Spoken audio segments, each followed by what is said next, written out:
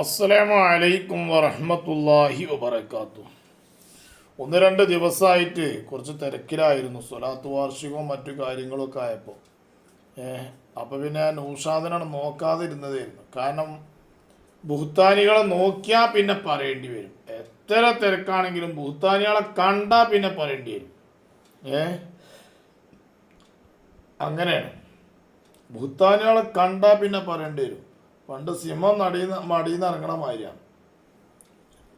സിംഹം മടിയിൽ നിന്ന് ഇറങ്ങുമ്പോൾ പറയും, അള്ളാഹുവിന്റെ റസൂലിന്റെ ഉമ്മത്തിനെ കാണാതിരുന്നാൽ മതിയായിരുന്നു, കണ്ടാലും ഏൽക്കാതിരുന്നാൽ മതിയായിരുന്നു, ഏറ്റാലും തോൽക്കാതിരുന്നാൽ മതിയായിരുന്നു എന്ന് പറയും. എന്ന മാതിരി ഇവന്റെ കാര്യം കണ്ടു കഴിഞ്ഞാൽ പിന്നെ എനിക്ക് പറയാതിരിക്കാൻ പറ്റൂല. വട്ടൂരികള് സുൽത്താനുൽ ഉലമ കാന്തപുരം ഉസ്താദിനെയും പേരോട് ഉസ്താദിനെയും ഖലീൽ തങ്ങളെ ഇവരൊക്കെ പറയുന്നത് കേൾക്കുമ്പോൾ കേട്ടിക്കാൻ കയ്യേറ്റാണ്, അല്ലാതൊന്നും ഉണ്ടായിട്ടല്ല. കാരണം ആ കേരള യാത്രയുടെ സമാപന പ്രസംഗമൊക്കെ ഇങ്ങനെ കേട്ടിങ്ങനെ നിന്ന സുബ്ഹാനല്ലാഹ്, ഈമാനൊന്നും ആണെന്നില്ല, ഒരു മനുഷ്യനായ മതി. കണ്ണിലൂടെ കണ്ണുനീര് ഇങ്ങനെ വരും. എന്തുകൊണ്ടെന്ന് വെച്ചാൽ 95 വയസ്സ് പ്രായമായിട്ടും ആ സംസാരം, ആ ഒരു വാക്കുകൾ, എന്താണതൊക്കെ, വല്ലാത്തൊരു സംഗതി തന്നെയല്ലേ. അള്ളാഹു ഇനിയും ആഫിയത്തും ആരോഗ്യവും ദീർഘായുസ്സും നൽകി അനുഗ്രഹിക്കട്ടെ. ആമീൻ യാ റബ്ബൽ ആലമീൻ. ഏതായാലും ആവട്ടെ, നമ്മളെ വട്ടൂരികളെ സംബന്ധിച്ച് എന്നാണ് ഇപ്പം ഇനി പറയാനുള്ളത്? വേറെ പറയാനും ഭൂത്താനികളായ വട്ടൂരികളെ സംബന്ധിച്ചല്ല ആരെ പറയാനുള്ളത്.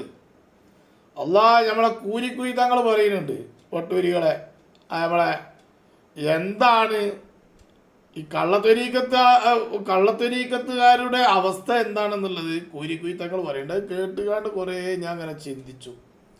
റബ്ബേ, അത് സത്യമാണല്ലോ ഈ പറഞ്ഞത്. കൂരിക്കുയി തങ്ങൾ പറയുന്നുണ്ട്. ഞാൻ തങ്ങളൊന്ന് പറഞ്ഞുകൊണ്ടേ നൗഷാദെ, ചിലപ്പോൾ തങ്ങളല്ലാന്നും കൂടി പറയാം. എനിക്ക് എന്നെ കൊണ്ടതിന് കഴിയും, എനിക്കതിന് വയ്ക്കുകയും ചെയ്യും. ഏതായാലും കൂരിക്കുയി തങ്ങളൊന്ന് പറ്റേ.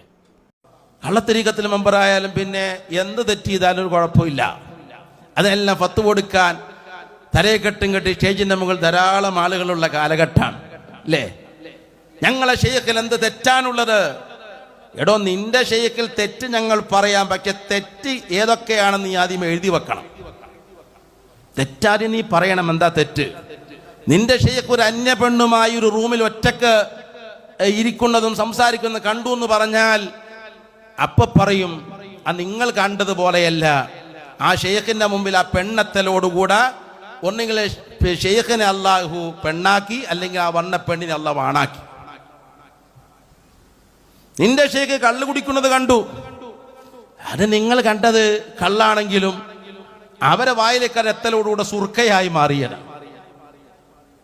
പിന്നെ എന്താ ഇപ്പൊ തെറ്റ്? ഒരു തെറ്റ് പറഞ്ഞ് അടുത്ത തെറ്റ് ചോദിക്കും. ആദ്യം തെറ്റെന്താണെന്ന് സമ്മതിക്കണ്ടേ? അപ്പം മനുഷ്യന്മാർ തെറ്റ് ചെയ്യാൻ വേണ്ടി കാണുന്ന രണ്ട് മാർഗങ്ങൾ, ഒന്ന് കള്ളത്തരീക്കത്തും മറ്റൊന്ന് സ്വതന്ത്ര ചിന്ത അതിൽ മെമ്പറാകലും. ഇതാണ് നമ്മൾ കണ്ടുകൊണ്ടിരിക്കുന്നത്. എന്തിയാതി അർത്ഥവത്തമായ കാര്യമാണ് മഹാനായ സയ്യിദ് അവറുകൾ പറഞ്ഞത്. വളരെ ഗൗരവമേറിയ വിഷയം. തോന്നിയ മാതിരി ജീവിക്കാൻ ഏറ്റവും നല്ല എന്താണ്? ഒന്നിരിക്കൽ ത്വരീക്കത്ത് കൂടുക. എന്നാൽ പിന്നെന്താന്ന് വെച്ചാൽ ഓന് തോന്നിയ മാതിരിയായി. കാരണം എന്താ, റൂമിക്ക് എന്നുകാണ്ടൊരു പെണ്ണ് കയറി എന്നാൽ ആ പെണ്ണൊന്നിരിക്കൽ ആണാകുക, അതല്ലെങ്കിൽ ഇപ്പം പെണ്ണാകുക, ഷെയ്ഖ് പെണ്ണാകുക, പ്രശ്നമില്ലല്ലോ. അതല്ലെങ്കിൽ വിലപ്പം കൂടുക, മതമല്ലാത്ത ആ ടീമിൻ്റെ ഒപ്പം കൂടുക. എന്നാലും വലിയ കുഴപ്പമില്ല. എന്നാൽ പിന്നെ അവർക്കും തോന്നിയ മാതിരി ഇങ്ങനെ പറയാലോ. ഏതായാലും വല്ലാത്തൊരവസ്ഥ തന്നെയാണിത്.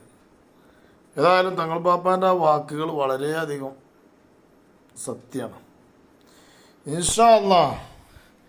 എന്നാ ഇനി പേരോട് ഉസ്താദിനെ സംബന്ധിച്ചോ, ഇവര് പറഞ്ഞുകൊണ്ട് നടക്കുക, മുസ്ലിമീങ്ങളായിട്ട് തലി കെട്ടിയാണ്ട് ബുഹ്താനികളായിട്ട് നടക്കണവര്. എന്നാൽ അപ്പുറത്ത് KP മോഹൻ എന്ന് പറഞ്ഞ സഹോദരൻ, മോഹൻ എന്ന് പറഞ്ഞാൽ പിന്നെ മുസ്ലിമാണ്, മുസ്ലിമല്ല. അദ്ദേഹം പേരോട് ഉസ്താദിനെ ഇങ്ങനെ പറഞ്ഞത് കേട്ട് നോക്കുമ്പോൾ അല്ലാ, എന്താണ് ആ വാക്കുകൾ പ്രിയപ്പെട്ടവരെ. പേരോട് ഉസ്താദിനെ അമുസ്ലിമായ ഒരാൾ പറയാണ്, ആ പേരോട് ഉസ്താദിൻ്റെ ചെറുപ്പകാലഘട്ടങ്ങളിലുള്ള കാര്യങ്ങൾ ഇപ്പം ഈ കേരള യാത്രയോടനുബന്ധിച്ചിട്ടാണ് പറയുന്നത്. KP മോഹൻ എന്ന് പറഞ്ഞ സഹോദരൻ, ആ സഹോദരൻ പറയുന്നതിലേക്ക് നമുക്കൊന്ന് കയറി വെക്കാം. അയാൾ വരട്ടെ. സമ്മേളനത്തിൽ ബഹുമാന്യായ പേരോട് ഉസ്താദിനെ നമ്മൾ ആദരിക്കുമ്പോൾ എനിക്ക് തോന്നുന്നത് നമ്മൾ അദ്ദേഹത്തെ ആദരിക്കുകയല്ല, നമ്മുടെ നാട് നാദാപുരം മേഖല അദ്ദേഹത്തിലൂടെ അദ്ദേഹത്തിൻ്റെ സാന്നിധ്യം കൊണ്ട് ആദരിക്കപ്പെടുകയാണ് എന്നാണ് എനിക്ക് തോന്നുന്നത്. മാത്തായ ഒരു യാത്ര എന്ന് പറഞ്ഞാൽ ഒരുപക്ഷെ ഈ അടുത്തൊന്നും തന്നെ ഇത്തരമൊരു യാത്ര ഞാൻ ഉൾപ്പെടെയുള്ള അല്ലെങ്കിൽ രാഷ്ട്രീയ പ്രവർത്തകൻ, രാഷ്ട്രീയ നേതാക്കന്മാർക്ക് പോലും നടത്താൻ പറ്റി. ചരിത്രത്തിൻ്റെ ഭാഗമായി ഏറെ ചർച്ച ചെയ്യപ്പെട്ട ഓരോ സമ്മേളനങ്ങളും നമ്മുടെ നാദാപുരത്ത് നിങ്ങൾ നൽകിയ സ്വീകരണ സമ്മേളനത്തിൽ ഞാൻ എല്ലാ മേഖലകളിൽ നിന്നതാണ്. ഞാനും എൻ്റെ സുഹൃത്ത് ദ്വരയൊക്കെ ഞങ്ങളൊക്കെ കുറേ ആളുകൾ ഇത് കാണാൻ വേണ്ടി നിന്നതാണ്.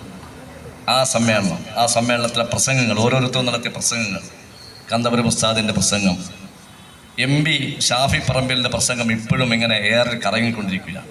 നേരത്തെ കൂക്കിയിൽ പറഞ്ഞതുപോലെ ഇന്നലെ സമാപന സമ്മേളനം നടത്തിയ പ്രസംഗം, ഇതൊക്കെ തന്നെ ചരിത്രത്തിൻ്റെ ഭാഗമായി മാറുകയാണ്. ഒട്ടേറെ പറയാനുണ്ട് ഉസ്താദിനെ സംബന്ധിച്ചിടത്തോളം. ഞാൻ അദ്ദേഹത്തിൻ്റെ വേദിയിൽ സംസാരിക്കാനാവുക എന്ന് പറയുന്നത്, ഞാൻ കുട്ടിക്കാലത്ത് ചെക്കിയാട് വയലിലാണ് അദ്ദേഹം പ്രസംഗം പിടിച്ചതെന്നാണ് എൻ്റെ ഓർമ്മ. കാരണം ഞാൻ ചെക്കിയാട് രാത്രിയുടെ അന്ത്യയാമങ്ങളിൽ വരെ അദ്ദേഹത്തിൻ്റെ പ്രഭാഷണം ഉണ്ടാവും. എൻ്റെ ഇവിടെ ഇരിക്കുന്ന പല സുഹൃത്തുക്കളുണ്ട്, പുറത്തുള്ള സുഹൃത്തുക്കളുണ്ട്, അവരോടൊക്കെ ആ ചെക്കിയാട് വയലിൽ പോയിരിക്കും. മണിക്കൂറുകളോളം ദീർഘനേരം നടത്തുന്ന അദ്ദേഹം പ്രസംഗം. അന്ന് ഈ ജാതി മത വിവേചനങ്ങളൊന്നും നമ്മൾ ഇങ്ങനെ കാണാറില്ല. ആ പ്രസംഗം കേട്ട് അന്തിച്ചു പോയ ആളുകളാണ് ഞാൻ. ഒട്ടേറെ അനുഭവങ്ങൾ പറയാനുണ്ട്. ഞാൻ നിങ്ങളുടെ ഇന്നത്തെ വ്രത ദിവസം പറയുന്നില്ല, പക്ഷേ എൻ്റെ വ്യക്തിപരമായ ഒരു അനുഭവം കൂടി പറഞ്ഞ് ഞാൻ അവസാനിപ്പിക്കുക. ഞാനൊരു ദിവസം എറണാകുളത്ത് നിന്ന് വരുമ്പോൾ ട്രെയിനിൽ ബഹുമാനപ്പെട്ട പേരോട് ഉസ്താദിൻ്റെ അടുത്ത് കണ്ട് ഞാൻ പോയി ഒന്ന് വിഷ് ചെയ്ത് കൈകൊടുത്ത്, ഞാൻ അദ്ദേഹം ഇരിക്കുമ്പോൾ കൂടുതൽ പറയുന്നില്ല, പക്ഷേ കൈകൊടുത്ത് മാറിയിരുന്ന് അദ്ദേഹം ഒരു കട്ടൻ ചായക്ക് ഓർഡർ ചെയ്യുമ്പോൾ ഒന്ന് മോഹനും. ഞാൻ ഞെട്ടി, ആരാ പറയുന്നത്? അതും അവസാനിച്ചില്ല. വടകര ഇറങ്ങിയപ്പോൾ എന്നോട് ചോദിച്ചു വണ്ടിയുണ്ടോ? ഞാൻ പറഞ്ഞു വണ്ടി, എൻ്റെ വണ്ടി പോരുന്നു. തിരിച്ച് വന്ന് കക്കംപള്ളിയിലെ അവിടെ നിർത്തിയപ്പോൾ എന്നോട് പറഞ്ഞ് ഇറങ്ങുമെന്ന് പറഞ്ഞ് അദ്ദേഹം പ്രാർത്ഥനയ്ക്ക് വേണ്ടി പോയപ്പോൾ കക്കംപള്ളിയിലെ പള്ളിയിൽ വെച്ച് അവിടെ വന്ന മൂല്യരോട് പറഞ്ഞു മോഹന് ചായ കൊടുക്കണമെന്ന് പറഞ്ഞു. ഒട്ടേറെ അനുഭവങ്ങൾ, അദ്ദേഹത്തിൻ്റെ ഓരോ ഉയർച്ചയും ഈ നാട് ആഹ്ലാദത്തോടെ കാണുകയാണ്.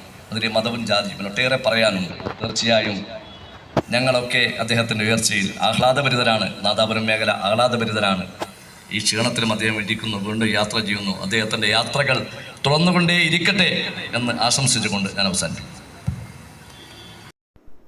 നൗഷാദെ കേട്ടോ, സ്വന്തം നാട്ടിലുള്ള അമുസ്ലിമായ KP മോഹനാണ് ഈ പറയുന്നത്.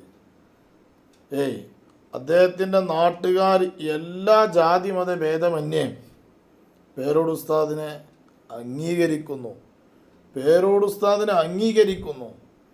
അന്നെ ഏതെങ്കിലും ഒരു നാട്ടുകാർ മൊത്തം അംഗീകരിക്കണവരുണ്ടോ? മൊത്തം പോയിട്ട് എൻ്റെ കൂട്ടത്തിൽപ്പെട്ട പോലെ തന്നെ അംഗീകരിക്കുന്നുണ്ടോ?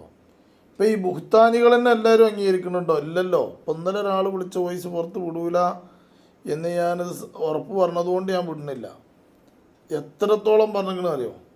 നമ്മളതിലുള്ളത് തന്നെയാണ്. പക്ഷേ ഇവൻ്റെ പറച്ചിൽ വെറുപ്പാണെന്നുള്ളത്, ഇവനീ കാട്ടിക്കൊണ്ട് എടുക്കുന്നത് ഇഷ്ടമല്ല എന്നുള്ളത് എത്ര ആൾ പറഞ്ഞു അറിയോ?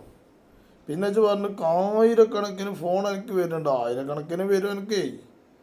അനക്ക് കോള് വരാതെക്കുവോ? അനക്ക് ആയിരക്കണക്കിന് 10,000 വരും. എൻ്റെ നമ്പർ അത്ര പരസ്യത്തിലല്ല ഇപ്പോൾ കിടക്കണത്.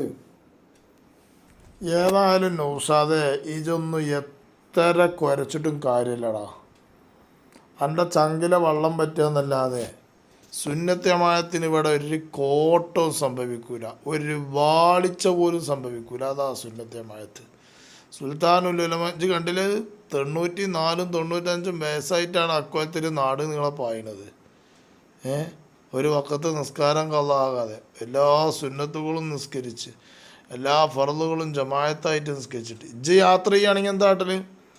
ഒപ്പമുള്ള ഓരോ നിസ്കാരം കൂടി ബാത്തിലാക്കും ഇജ്ജ്.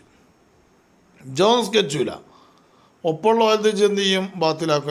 നമ്മൾ യാത്രയിലാണ്, നമുക്ക് നിസ്കാരം നിർബന്ധമല്ല എന്ന് പറഞ്ഞുകൊണ്ട് ഐറ്റങ്ങളെയും കൂടിയും തുമ്പില്ലാതാക്കാൻ. ഓർമ്മ ഉണ്ടോ? എനിക്ക് ഓർമ്മ ഇല്ലെങ്കിൽ നമുക്ക് ഓർമ്മ ഉണ്ടാക്കേ. അപ്പം എനിക്ക് നിസ്കാരമൊന്നും യാത്രയിലായ പിന്നെ പ്രശ്നമില്ല. ഇപ്പോൾ ഈ യാത്ര അങ്ങനെയല്ല ഉണ്ടായത്. അത് എല്ലാ നിസ്കാരങ്ങളും ശ്രദ്ധിച്ച് സൂക്ഷിച്ച് കൈകാര്യം ചെയ്തിട്ടാണ് പോകുന്നത്. ഏതായാലും പടച്ചോന് ഈ ആദി കുരുത്തം കെട്ട ഈ ബുഹ്താനികളെ തൊട്ട് അള്ളാഹു നമ്മളെ കാത്തു രക്ഷിക്കട്ടെ, നമ്മളെ സമുദായത്തെ കാത്തു രക്ഷിക്കട്ടെ. ആരെങ്കിലും കുടുങ്ങിയവനുണ്ടെങ്കിൽ അള്ളാഹ് രക്ഷപ്പെടുത്തി കൊടുക്കട്ടെ.